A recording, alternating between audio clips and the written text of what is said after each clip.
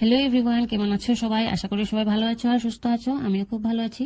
তো আজকে সকালবেলায় কিন্তু রান্না করে নিচ্ছিলাম, কারণ ছোট ছোট মাছ নিয়ে এসেছিল বাবু সকালবেলা। আর ছোট মাছ যদি তাড়াতাড়ি কেটে কুটে রান্না না করো তাহলে কিন্তু মাছগুলো একদম গলে যায়। যারা যারা রান্না করো তারা হয়তো এই জিনিসটা অবশ্যই জানো। তো যে মাছগুলো একটু বড় ছিল সেগুলো দিয়ে আমি আর কি ঝোল করব। তো এদিকে আমি এই মাছগুলোকে ভেজে নিচ্ছিলাম, আর ছোট মাছগুলো দিয়ে টমেটো দিয়ে শুকনো করে তরকারি করছিলাম।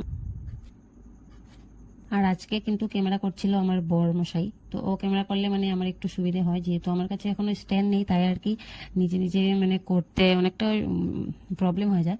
তাই তো দেখো, এদিকে আমি ঝোল করার জন্য আর কি মূলো আর আলু দিয়ে দিয়েছি। তো আজকে ঝোলটা কিন্তু আলু আর মূলো দিয়ে করব। তো এই বছরের কিন্তু আমরা প্রথম মূলো খাচ্ছিলাম আজকে। আর দিকে দেখো, আমার শুকনো তরকারিটা কিন্তু অলরেডি হয়ে গেছে। তো এটাকে এখন একটু খেয়ে দেখবো নুন হয়েছে কিনা।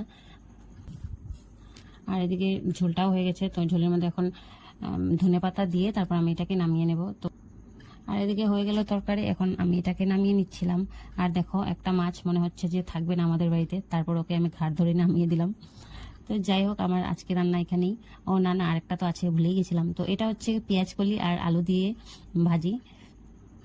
তো এটাও খেতে ভালোই লাগে। আমার অতটা একটা ভালো লাগে না এটা, তবু আর কি খাই, খেতে হয়।